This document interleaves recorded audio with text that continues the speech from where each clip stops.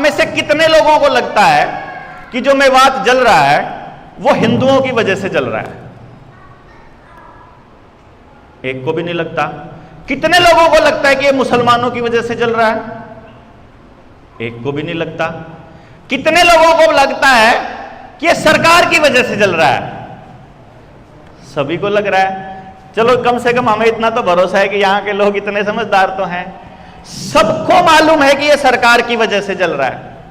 एक ऐसा व्यक्ति है जो पूरा दिन हिंदू मुसलमान पे बोलकर रोटी खाता है, उसका सारा दान इस नफरत के एजेंडे से आता है। मैं उसके साथ बैठा हुआ लंबी चर्चा कर रहा एक दिन की बात, और उसने ये कहा, वही जो लाइनें इनकी बढ़ी होती है कि इस देश के लिए जो ज्वलंत मुद्दा है वो ये वाली कौम है। मैंने उसे एक बात बताई, मैंने उससे सिर्फ इतना ही सवाल पूछा। मैंने कहा भाई साहब केवल इतना बता दो, मैंने अगर किसी का कत्ल कर दिया, मैंने अगर कोई गलत काम किया, मैंने चोरी करी, मैंने कोई भी सामाजिक असामाजिक काम कर दिया, उसमें मेरे पापा की गलती है क्या? मेरे पापा की गलती है, मेरे पड़ोस की गलती है, मेरे खानदान की, मेरी जात की, मेरी धर्म की, मेरी क्या की गलती है भाई? उसमें मेरी गलती है ना, तो सजा किसको मिलनी चाहिए? मेरे को। मैंने कुछ कर दिया, मेरे पोते को जाके उसके ताने दोगे और उसको मारोगे, गलत है ना? मैंने जो किया, आपका तंत्र, आपकी व्यवस्था ऐसी होनी चाहिए कि जिस भी व्यक्ति ने समाज के खिलाफ काम किया उसको महीने भीतर सजा दे दो आप, एक भी गलत काम नहीं होएगा। लेकिन सरकारों ने पूरा इंतजाम किया कि आप अपने किसी ना किसी पड़ोसी को अपना दुश्मन मानने लग जाओ। रिजर्वेशन वाला जनरल कैटेगरी को अपना दुश्मन मानने लग जाए, जनरल कैटेगरी वाला रिजर्वेशन वाले को मानने लग जाए। जहां जाट बाहुल्य क्षेत्र है वहां जाट वर्सेस 35 कर दो, जहां राजपूत ज्यादा है वहां राजपूत वर्सेस बाकी कर दो, जहां पे यादव ज्यादा है यादव वर्सेस नॉन यादव कर दो। ऐसा ही हो रहा है ना? गुजरात के अंदर चले जाओ, वहां किसान कौम जो है वो पटेल कौम है, उसको पटेल नॉन पटेल कर दो। एक पर्टिकुलर कौम को पकड़ो और उसको बाकियों के खिलाफ कर दो, अगली वाली का दूसरे स्टेट में आ जाएगा, अगले वाले का तीसरे स्टेट में आ जाएगा। हर स्टेट का दुश्मन उसका लोकल आदमी होना चाहिए, हर जाति का, ताकि जब आप अपनी किस्मत को रोने लगो तो आप कसूर निकालने लगो तो आप सरकार से सवाल ना पूछ पाओ, आप उस पड़ोसी को कसूरवार ठहराओ। और उस दिन जब दंगा हो, जिस दिन वो नफरत आपकी अंदर की आग पूरी तरह से निकल के बाहर आए, उस दिन वो सारी आग आपके पड़ोसी पर निकले। यही गोधरा में हुआ, यही 84 में हुआ। कौन लोग थे जो आपस में एक दूसरे को मार रहे थे? वही लोग जिन्होंने कभी बैठ के एक थाली में खाना खाया था, और ये दोबारा से करने वाले हैं। ये बात हम पिछले 2 सालों से बोल रहे हैं। अगर आपने मेरी वीडियो सुनी हो, 2 सालों से बोल रहे हैं ये होने वाला है, ये होने वाला है, बचा लो बचा लो बचा लो। बोलना पड़ेगा, जोर जोर से बोलना पड़ेगा, लेकिन नहीं बोले। और आज अपनी आंखों से देख रहे हैं। आज हमसे पूछते हैं जनता सरकार मोर्चा का क्या स्टैंड है भाई नूह वाली हंसा के ऊपर? अरे हमको तो मालूम है सरकार ने करवा रखा। स्टैंड क्या है? सीधा सा है, करवाया हुआ है, प्रायोजित है। किसी से पूछ लो, किसी राष्ट्रीय समलैंगिक संघ वाले से पूछो, आरएसएस वाले से, मतलब उससे पूछो आप कि ये किसने करवाया, क्यों, क्या हो रहा है। हमने कम से कम 5 लोगों से पूछा। हमने पूछा भाई ईमानदारी से बता क्या हो रहा है? बोलो वही हो रहा है जो गोधरा में हुआ था। मणिपुर में क्या हो रहा है? वही हो रहा है जो गोधरा में हुआ था। आप बीमार हैं, आप किसका कसूर निकालेंगे? बोला भाई खाना खराब हो गया। खाना किसने दिया आपको?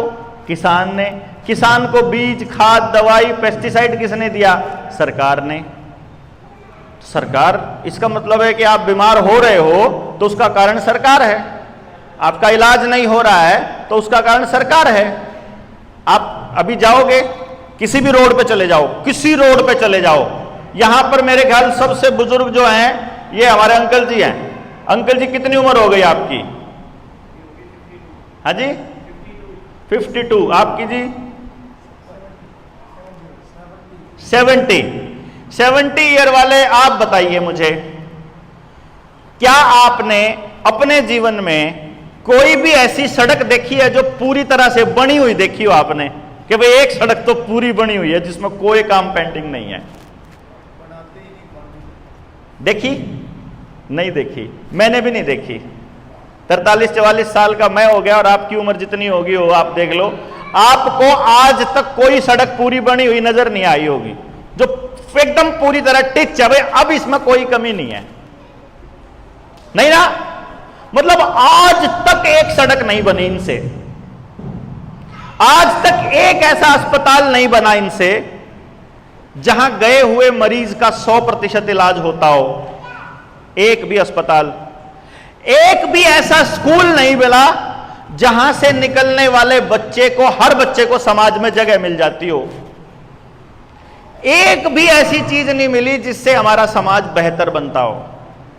और ये लोग अखबारों में जन कल्याण के लिए और देश कल्याण के लिए कितनी सारी एडवर्टाइजमेंट, हजारों करोड़ रुपए की एडवर्टाइजमेंट छापते होते हैं, लगाते होते हैं, फिर टीवी में भी देते हैं, रेडियो में भी देते हैं, और हम लोगों को कुछ नहीं पता।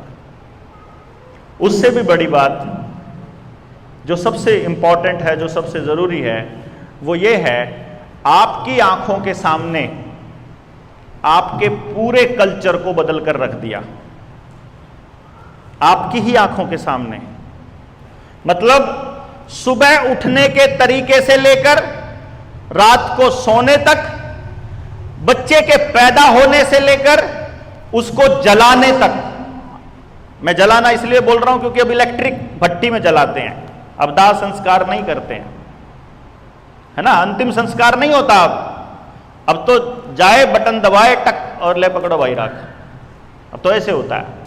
अब वो संस्कारों वाली बात नहीं रही, ना बच्चे के जीवन में, ना पैदा होने में, ना गर्भ संस्कार, ना नामकरण संस्कार, ना फिर शिक्षा वाले, विद्या वाले कोई संस्कार, ना कोई जीवन के संस्कार, ना फिर अंतिम संस्कार। और ये हमारी आंखों के सामने हुआ, मैं तो अपनी आंखों के सामने देख रहा था जी। यानी कि आपका सुबह उठना और रात को सोना इतना साइंटिफिक था कि हमारे पुरखों ने कितना गजब की सोच रखी थी। ना एक भी मशीन की जरूरत, ना बिजली की जरूरत, और ना आपके अंदर बीमारी का कोई छोटा मोटा अंश आएगा। 100% शुद्धता के साथ आप जियोगे और अपने समाज के साथ जियोगे। धीरे धीरे सरकारों ने सारी संस्थाओं को सरकारी बना दिया, वो सामाजिक होती थी। आपके गांव का सरकारी स्कूल, जिसको आप आज सरकारी बोलते हो, उसके अंदर जो पहले कमरे, दीवारें, उसकी जमीन, उसमें लगने वाला पेड़, हर चीज गांव के आदमी ने लगाई थी। इसने अपनी मां की याद में कमरा बनवा दिया, उसने उसके बेटे की याद में, पिता की याद में जो है वो फर्श बनवा दिया, किसी ने वहां कुछ करवा दिया, किसी ने कुछ करवा दिया। यही होता था, एक भी ईंट सरकार से नहीं ली जाती थी। अस्पताल का भी यही हाल। शामलात की जमीन हमारे पास, जोहड़ खोदने के लिए एक भी रुपया सरकार से नहीं लिया जाता था। पूरा गांव मिलकर के अपना तालाब खुद से साफ करता था, हर साल साफ करता था, त्योहार की तरह लग के साफ करता था। और जब तक वो काम समाज ने किया तब तक एक भी चीज खराब नहीं हुई। ना भाईचारा खराब हुआ, ना आपके खेत खराब हुए, ना आपका तालाब खराब हुआ, ना आपके डंगर खराब हुए, ना आपका खाना खराब हुआ, ना ही आपका जीवन खराब हुआ। और जैसे ही ये सारा कमान सरकार ने लिया, धीरे धीरे आपका सब कुछ खराब हो गया। आईसीडीएस प्रोग्राम चलाया, किस किस को मालूम आईसीडीएस प्रोग्राम के बारे में? Integrated child development scheme. Anganwadi के जरिए, आंगनबाड़ी में आप जाओ कभी अपने गांव की आंगनबाड़ी को गौर से देखो, बाहर बैठ जाओ आंगनबाड़ी के कुर्सी बिछाकर और देखो, आपके पड़ोस में 50 एकड़ के मालिक की बीवी अपने पोते को गोदी में उठा के भिखारी की तरह कटोरा लेके आती है चूरी लेने के लिए, हैं? मतलब पड़ोस उन अपने बच्चों को खिलाने के लिए, जैसे इनके पास पैसे नहीं है या इनके पास रोटी नहीं है अपने घर में खिलाने के लिए, ये आंगनबाड़ी वालों के भरोसे पैदा कर रखे हैं जैसे इन्होंने। ये भाव है, कि आपने उस व्यक्ति को जिसको अन्नदाता बोला जाता है, उसके घर वालों को, उसकी माओ को, उसकी बीवी को, जो हमेशा दान देने के लिए जाने जाते थे कि उसके घर से कोई भूखा ना लौटे, उसको भिखारी बना दिया, कटोरा पकड़ा दिया। स्कूल में पढ़ने वाला बच्चा, उसको कटोरा पकड़ा दिया। सरकारी स्कूल में कौन जा रहा है? आज आप बात करोगे तो कौन जा रहा है? बोले तो रोटी रोटी खाने आते हैं, ये तो मिड डे मील खाने आते हैं। ऐसी फीलिंग दे दी, ये तो खाने ही आते हैं। अब एक बच्चा जो पैदा हुआ, उसको फ्री में इंजेक्शन सरकार लगा रही है, फिर उसके बाद आंगनबाड़ी में जाके फ्री में उसको रोटी दे रही है, फिर सरकारी स्कूल में जाकर के फ्री में उसको मिड डे मील दे रही है, फ्री में किताबें दे रही है। जो आदमी फ्री में किसी से लेता है, जिसकी नीयत भिखारी जैसी हो जाती है, वो समाज को कुछ दे सकता है क्या कभी भी? तो आपके बच्चों की मानसिकता को बचपन से मारने का षड्यंत्र था ये आंगनवाड़ी और ये सरकार का स्कूलों के अंदर घुसना, और आपको समझ नहीं आया। आईसीडीएस प्रोग्राम में ये हमारी माओं को बच्चा पालना सिखा रहे हैं कि आपको अपने बच्चे को कैसे पालना है। अरे भैया, आशा वर्कर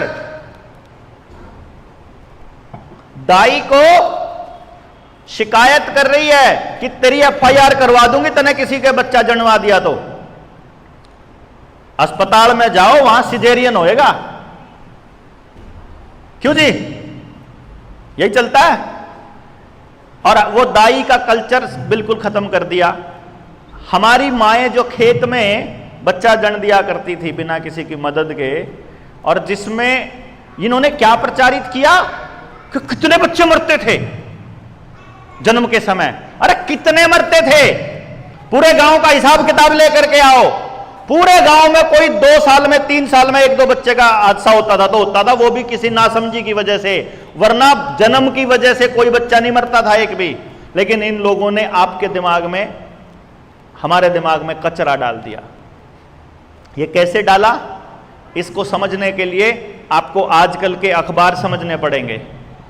सामने अखबार रखो, सारे अखबार जितने अखबार हैं हिंदी के, और 4 दिन तक रखो, और उस अखबार का बड़ा प्रतिरूप सोचो कि ये अखबार अगर आज से 10 साल बाद या 50 साल बाद आपका पोता देखे, 10 साल बाद आपका कोई छोटा भाई देखे और 50 साल बाद आपका कोई पोता देखे, तो वो क्या समझेगा? 2020 से लेकर के आज तक अभी भी इस देश के अंदर, मैं आपको कानूनी रूप से वो बताता हूं जो सरकारी तथ्य है, अभी भी भारत के अंदर मेडिकल इमरजेंसी लागू है। पता है आपको ये बात? कागजों में आज भी मेडिकल इमरजेंसी है। इस टाइम भी, आज भी कोई भी आकर के आपको उठा के ले जा सकता है कि देश में मेडिकल इमरजेंसी लगी हुई थी तो तुमने इतनी बड़ी सभा कैसे कर ली? किसके नाम पे? कोविड-19 के नाम पे। है क्या कोविड-19? था क्या? और उसके नाम पे आपको घरों में कैद कर लिया। आज से 50 साल बाद अखबारों की हेडलाइन देखो आप, उस टाइम की, कोविड के टाइम की अखबारों की हेडलाइन ये बताएंगी आपके पोते को कि 2020 में इतनी भयानक बीमारी आई थी कि लोग एक दूसरे को हाथ लगाने से भी डरते थे, लोग चलते चलते मरने लगे थे, अस्पतालों में लाशें पड़ी थी, और मोदी जी ने वैक्सीन लगाकर लोगों की जान बचाई थी। ऐसा अखबारों में लिखा हुआ है भाई साहब, इस टाइम लिखा हुआ है। और आपके पोता पोती इसी खबर को सच मानेंगे, क्योंकि जो हमारी YouTube की वीडियो है, हमारा फेसबुक अकाउंट तो गायब है। मेरा फेसबुक पे पेज है देवेंद्र बलारा के नाम से, उस पेज पे जाओगे ना और आपने वो लाइक नहीं किया हुआ, लाइक वाला बटन दबाओगे ना, लाइक वाला बटन दबाते ही नीचे लिखा आता है कि ये आदमी झूठी इंफॉर्मेशन शेयर करता हुआ पाया गया है, इसका पेज शेयर करने की जरूरत नहीं, इसको लाइक ना करो, लिखा आता है उसमें। तो जो मेरे को नहीं जानता वो तो गलती से भी नहीं जुड़ेगा मेरे साथ।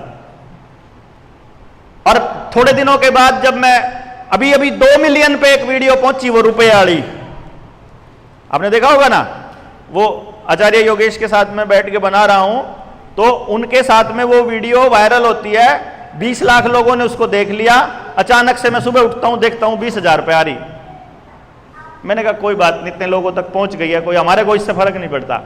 मैं सिर्फ यह बताने की कोशिश कर रहा हूं कि जो भी व्यक्ति आपको सच्चाई बताएगा उसके सारे अकाउंट डिलीट कर दिए जाएंगे, उसकी कोई बात अखबार में नहीं छपेगी। हम लोगों को तो किताब लिखने की भी आदत नहीं है, और कोविड के ऊपर तो बड़ी बड़ी किताबें छप गई हैं, तो वो पूछेंगे नहीं आपके पोता पोती आपसे, है बुढ़े क्यों दुखी कर रहा है खाम खाई, देखिए सारे अखबार बतान लाग रहे, गूगल बतान लाग रहा, सारी यूट्यूब, सारे न्यूज चैनल यही तो बता रहे हैं जो सरकार ने बताया, जो जनता को पता था। वो यही स्मॉल पॉक्स के केस में हुआ, यही भूखमरी के दौर में हुआ, यही इमरजेंसी के दौर में हुआ, और यही आज हो रहा है। उस टाइम पे भी कुछ लोग मतवाले निकले थे, हर दौर में निकले हैं। ये अखबार, ये टीवी, ये मीडिया, ये सोशल मीडिया, ये आपके लिए नहीं बनाया है इन लोगों ने, ये अपने लिए बनाया है, ये जांचने के लिए कि इस टाइम समाज में कौन कौन लोग चले हैं जिनको इन्होंने काबू करना है। जिस बात को मैं आपको बताना शुरू किया था वो बात ये थी कि एक बार आज बैठ के, ये मैं आपको होमवर्क दे रहा हूं आज का, आज रात को आपने डिस्कशन करना है। मैं इसको पूरी की पूरी बातचीत को लगभग 2-2.5 घंटे में खत्म करता हूं, पर मैं ये आज खत्म नहीं करूंगा, ये मैं कल खत्म करूंगा, और ये आपने आज करना है। कर सकते हो? छोटा सा होमवर्क दूंगा मैं आपको। सुबह उठने का, खेत में जंगल का, गांव का अपना जंगल, पशु का, खेत के अंदर खाद बीज दवाई का, आपके बीजों का, आपके घर में अन्न का, आपके रोटी बनाने का, आपके रोटी पकाने का, आपका गेहूं पीसने का यानी अनाज पीसने का, फिर आपके लैट्रिन करने के तरीके का, लैट्रिन करने की जगह का, आपके लाइफस्टाइल का, रात को खाने का, दोपहर को खाने का, खेत में काम करने का, जमीन पर चलने का, कच्चे रास्ते होने का, पक्के रास्ते होने का, नदियों का कच्चा होना, नदियों का पक्का होना, खेत में बैल से काम करना, खेत में ट्रैक्टर से काम करना, बिजली से ट्यूबवेल लेना, नदी का पानी लेना, बारिश के पानी के हिसाब से खेती करना, आपका रात को सूरज छिपने से पहले खाना बनाना, रात को सूरज छिपने से पहले खाना खाना, फिर छत पर सोना, एक एसी में सोना, एक कूलर में सोना, एक पंखे के नीचे सोना, एक भीतर सोना, एक बाहर सोना, एक जमीन पर सोना, एक 4थे माले पर सोना, एक 10वें माले पर सोना, एक घरों का नीचे जमीन पे बनाना और एक ऊपर आसमान में 20-20 मंजिलें बनाना। क्या इनका आपस में कोई संबंध है? कर सकते हो? दिमाग में तस्वीर आ रही है जो मैं बोल रहा हूं? कितना योजनाबद्ध तरीके से सब कुछ बदला, मतलब हमारा लैट्रिन करने का तरीका भी बदल दिया हरामखोरों ने।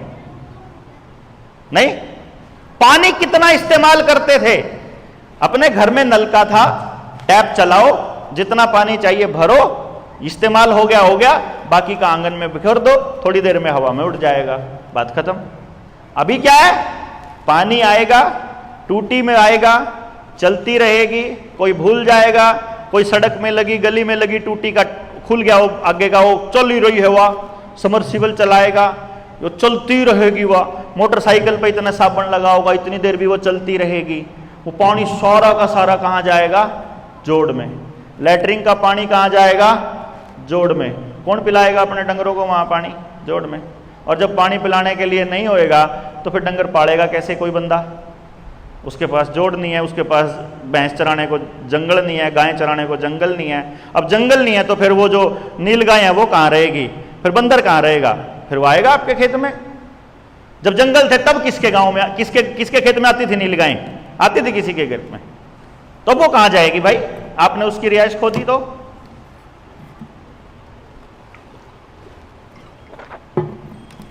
आपके घर में नलका है, आपको किसी टाइम भी पानी की जरूरत है, आप अपना निकाल सकते हो।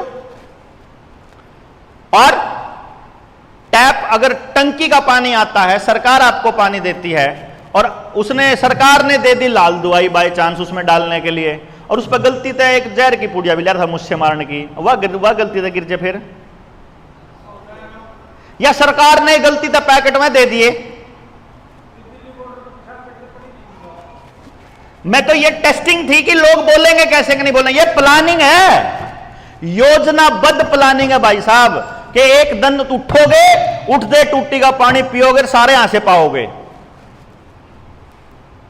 क्योंकि इनको आपकी जमीन चाहिए, किसी भी कीमत पर चाहिए, ये छोड़ने वाले नहीं हैं।